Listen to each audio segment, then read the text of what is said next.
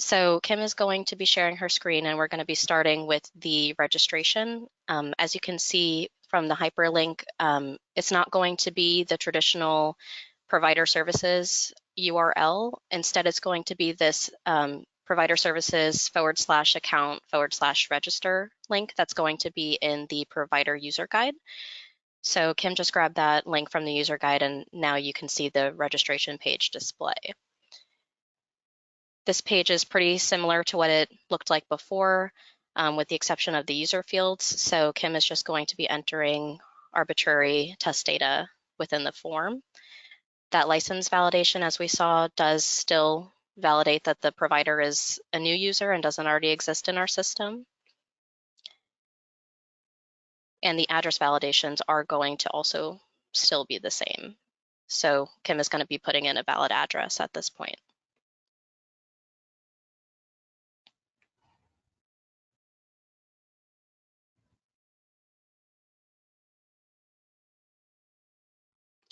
Okay, once we get to this location details, the first 3 fields are going to be in regard to the location itself, and then the 4 subsequent fields that start with contact are in regard to the contact for the provider that's setting up this registration.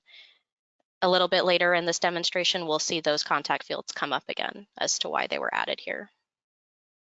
But you can see that there's no longer any password information that's collected here, as that's now going to be handled on single sign-on.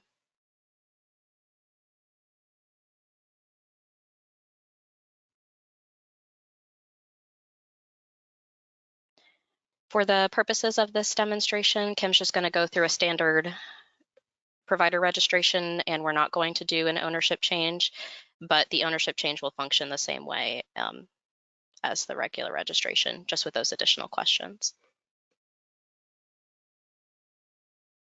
And this is that address validation. And once the account has been submitted for registration, the providers will receive this message and receive an email